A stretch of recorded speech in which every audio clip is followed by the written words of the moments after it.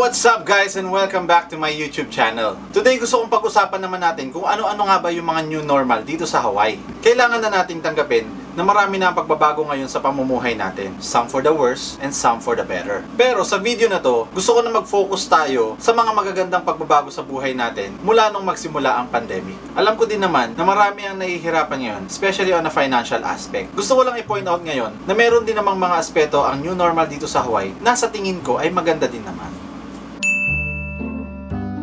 Ito na yata ang isa sa pinaka-beneficial thing na pwedeng mangyari sa workplace environment dito sa Hawaii. Dahil sa dinami-dami ng mga bagong technologies ngayon, marami pa ring mga kumpanya ang hindi nag-o-offer ng work from home sa mga empleyado nila. Kaya naman nakakatuwang tingnan yung mga businesses na nag-adapt na sa sitwasyon at humanap ng ibang paraan para makapagtrabaho pa rin yung mga employees nila. Gaya syempre ng working from home o kaya naman ay yung staggered schedule. Alam naman natin na kung hindi dahil sa pandemic ay walang magpupush sa mga businesses na gawin yun dito sa Hawaii. At ang maganda pa sa adjustment na to, nakakaiwas tayo sa isa sa pinaka-nakakainis na kinakaharap natin sa araw-araw na pamumuhay dito, which is yung traffic. Kung ako lang ang tatanungin, gusto ko talaga yung working from home or yung option of working from home.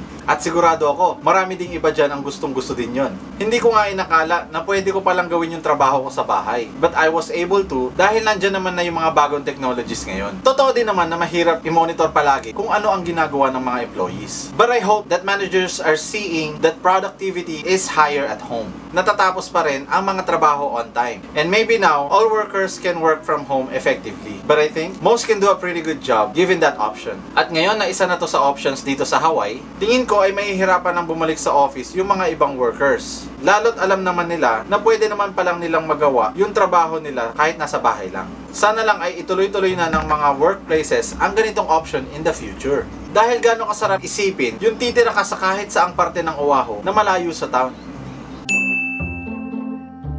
Alam ko na maraming tao ang nag-e-enjoy na kumain sa labas. Pero sa hirap ng sitwasyon ngayon, that's either very challenging or impossible for the most places. Marami kasing restaurant ang hindi nag-o-offer ng take-out orders. Pero nang dahil sa pandemic, napilitan silang i-adapt o sumabay sa takbo ng sitwasyon ngayon para hindi sila ma-out of business. Kaya marami na ngayon ang pwede mong tawagan, mag-order online o kaya naman ay pick-upin mo na lang agad yung pagkain mo. Yung mga iba pa nga, nag-adjust na rin ng kanilang mga food menus. At yung iba, nagdagdag na rin ng mga food delivery drivers. Kaya din maraming mga restaurants ngayon ang tumigil muna sa pag-hire ng mga servers. Pero ang mahalaga, at least they're still on business at nakakapagbigay pa rin sila ng trabaho para sa iba. May mga panahon nga din minsan na may gusto akong kainin na specific food pero ayoko namang mag-dine in. Dahil minsan, pagod o kaya naman, mahirap humanap ng parking. Kaya talagang napakaganda na may take-out options ang mga kainan. At sana magtuloy-tuloy pa in the future. Kung hindi mo pa alam, matagal nang naghahari ang turismo dito sa Hawaii. It is the golden goose of our economy. At halos lahat ay umaasa na lang dito. At marami na din ang nag-invest para dito. Pero dahil sobrang bumagsak ang turismo dito, napilitan na ang Hawaii na humanap ng ibang paraan para ma-diversify ang ekonomiya nito. Matagal na din na sinasabi ito ng mga politicians dito, like for years or decades na. Pero hindi talaga sila napupush na gawin yun dahil sobrang successful ng tourism dito sa Hawaii, which results to not having a motivation to think differently. Umabot pa nga sa 10 million ang visitors ng Hawaii last year. So clearly, gusto talaga ng mga tao na pumunta dito. Pero ngayon, nabagsak ang turismo, we are forced to think differently about the economy. Hindi lang para sa future generation, dahil alam naman natin na magiging mahirap yun para sa kanila, but also for the current generation. Alam mo yun, paano natin ma-force yung mga ibang tao to be in a different industry within a year or two? Ano-anong mga training ang kailangan natin i-provide para sa kanila? At paano natin malilipat yung mga unemployed sa mga trabaho na malayo sa tourism? Sana i-consider din ng mga tao yung mga ibang industries kagaya ng technology, agriculture, manufacturing, and aerospace as possible economic fields.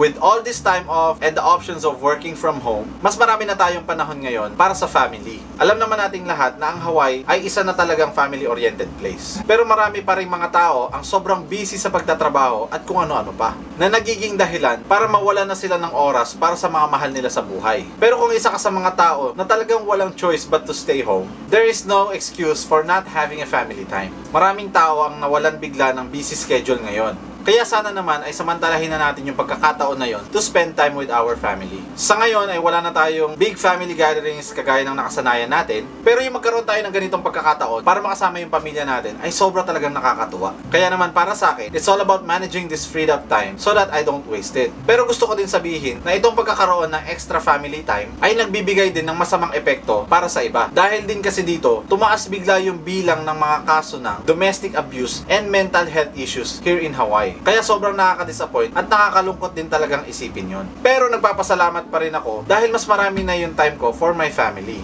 Because while money is great, it's time that's so precious. So guys, maraming salamat sa lahat ng mga nanood sa video na to. At kung nagustuhan nyo yung video na to, please wag nyo kakalimutan na mag-like, share, at subscribe dito sa YouTube channel ko. At i-hit nyo na rin yung notification bell para updated kayo sa mga latest uploads na gagawin pa natin. At comment down below kung ano pa sa tingin ninyo yung mga new normal dito sa Hawaii na hindi ko pa nababanggit. So thank you all for watching and aloha!